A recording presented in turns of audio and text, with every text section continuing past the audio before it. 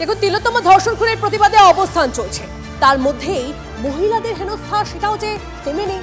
প্রতিবাদী মহিলাকে হেনস্থা, পোস্টার ছিঁড়ে দেওয়ার অভিযোগ উঠল কাঁথিতে। প্রতিবাদী মহিলা জানিয়েছেন, পোস্টার হাতে একাই পোস্ট অফিস মোড়ে অবস্থানে বসেছিলেন তিনি। পাশের একটি চশমার দোকানের মালিক হঠাৎ ওই মহিলাকে হেনস্থা করে। দিনে দুবার ব্যবহার করো স্টপেজ ক্রিম আর নিজেকে রাখো evergreen Keya Seth aroma therapy stoppage cream, আর খুঁজে পাও নতুন আমিকে। পোস্টার টেনে ছিঁড়ে দেয় বলে অভিযোগ, তারপরেই শুরু হয় বচসা। ঘটনায় উত্তেজনা ছড়ায় কাঁথির পোস্ট অফিস মোড়ে। অভিযুক্তকে গ্রেপ্তারের দাবি তোলেন স্থানীয় বাসিন্দারা। খবর পেয়ে ঘটনাস্থলের কাঁথির এসডিপিও দিবাকর দাসের নেতৃত্বে বিশাল পুলিশ বাহিনী পৌঁছয়। ঘটনার পর থেকে গা ঢাকা দিয়েছে ওই দোকান মালিক, তার বাবাকে আটক করেছে পুলিশ।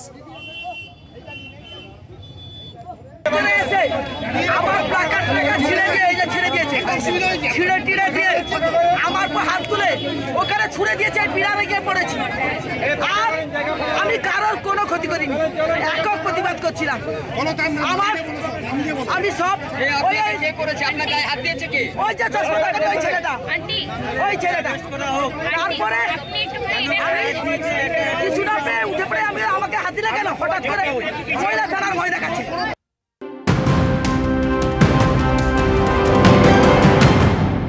আর এই মুহূর্তে যে খবরের দিকে নজর রাখবো, প্ররোচনামূলক পোস্ট করে গ্রেপ্তার ছাত্রী।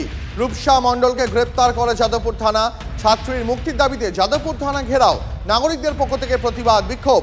গড়ফার পূর্বাঞ্চলের বাসিন্দা রূপসা যোগেশচন্দ্র কলেজে বিকম তৃতীয় বর্ষের ছাত্রী। আরজিকর কাণ্ডের প্রতিবাদে পুলিশ এবং প্রশাসনের বিরুদ্ধে প্ররোচনামূলক পোস্ট করার অভিযোগ সোশ্যাল মিডিয়ায়। ছাত্রীর মুক্তির দাবিতে সরব নাগরিক সমাজ।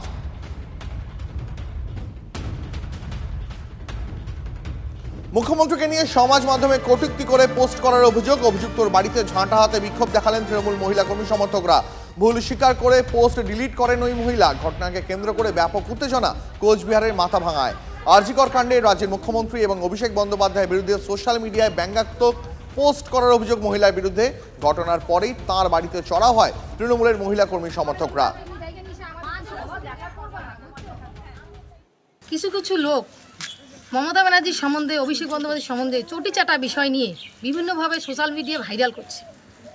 আমাদের মাননীয় মুখ্যমন্ত্রী মমতা বন্দ্যোপাধ্যায় নারীদের দুর্গারূপে নারীদের জন্য যা কিছু করেছে তার সম্বন্ধে একটা মহিলা হিসেবে, একটা মেয়ে হিসেবে যে বাজে পোস্ট করছে তার বিরুদ্ধে আমরা এখানে ঝাঁটা এবং আমরা নিয়ে আসি ওই ভোটটা তাড়ানোর জন্য।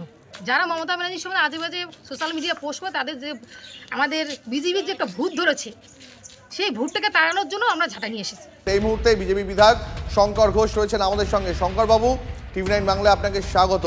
প্রশাসনের বিরুদ্ধে, তৃণমূলের সর্বোচ্চ নেতাকর্মীদের বিরুদ্ধে, নেতাদের বিরুদ্ধে যখন সোশ্যাল মিডিয়ায় ব্যঙ্গাত্মক পোস্ট করা হচ্ছে তখনই শাস্তির খাড়া নেমে আসছে।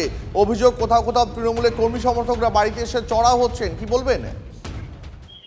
বিনাশকালে বিপরীত বুদ্ধি বলে কথা আছে বাংলা প্রবাদ বাক্যে। তাদের যে পরিস্থিতি তারা রাজ্যের অভ্যন্তরে তৈরি করেছে, সব থেকে বড় ব্যাপার কাল আমি দেখলাম জুনিয়র ডাক্তারবাবুদের সাথে মুখ্যমন্ত্রী তার আলোচনা এড়িয়ে গিয়েছেন। মূলত ওনাদের 5টি দাবির মধ্যে একটি অত্যন্ত গুরুত্বপূর্ণ দাবি ছিল পুলিশ কমিশনার বিনীত গোয়েলের অপসারণ, এবং এইখানেই মুখ্যমন্ত্রী অস্বস্তিতে পড়বেন বলে তিনি এড়িয়ে গিয়েছেন। এবং তারপরে তিনি যে ড্রামাটা করেছেন সেই ড্রামার ফলশ্রুতিতে এই ঘটনাগুলো ঘটছে। একজন সংবেদনশীল রাজ্যের প্রধান হিসাবে তার এই কাজ না করে ডাক্তারবাবুদের সাথে বসে বিনীত গোয়েলের অপসারণ করে দিলে আমার মনে হয় আজকে যে শাসক দলের এই ফোসফোসানি এগুলো দেখতে হতো না, এবং ওনাদের দ্রুত বিদায়ের যে সময় সেই সময়টাও নির্ধারিত হতো। শঙ্করবাবু, আমরা এর আগে একাধিকবার দেখেছি যে যখন রাস্তায় নেমে প্রতিবাদীরা বিক্ষোভ দেখাচ্ছে তখন তাদের ওপরেও নেমে এসেছে শাস্তির খাঁড়া। তখনও তাদের বিরুদ্ধে হেনস্থার অভিযোগ উঠেছে, কখনো সেই হেনস্থা পুলিশের বিরুদ্ধে করার অভিযোগ উঠেছে, কখনো সেই হেনস্থা তৃণমূল কর্মী সমর্থকদের বিরুদ্ধে করার অভিযোগ উঠছে। প্রশ্ন হলো, একটা স্বাধীন রাজ্যে গণতন্ত্র থেকে মানুষ যদি প্রতিবাদ জানায় সেটা ব্যঙ্গাত্মকভাবে করুক বা রাস্তায় নেমে করুক, তার বিরুদ্ধে কিভাবে শাস্তির খাঁড়া নেমে আসতে পারে? প্রতিবাদীদের উপরে যে কোনো ধরনের অন্যায় আচরণ যুগে যুগে মানুষ কোনোদিনই ক্ষমা করে, ফলে স্বাভাবিকভাবে আজকে যারা করছে তাদের ফল তাদেরকে দিতে হবে। বরঞ্চ প্রতিবাদীরা ঠিক কি বলতে চাইছে তাদের যুক্তি সেটাকে মানবিকভাবে দেখাটাই আমি অন্তত মনে করি যারা শাসনতন্ত্রে থাকেন তাদের জরুরি হওয়া উচিত। সেটা না করে এই ধরনের দমনপীড়ন নীতি তাদের নির্গমনের পথকে আরো দ্রুত করে। আপনাকে অনেক ধন্যবাদ। আমরা কথা বলছিলাম বিজেপি বিধায়ক শঙ্কর ঘোষের সঙ্গে।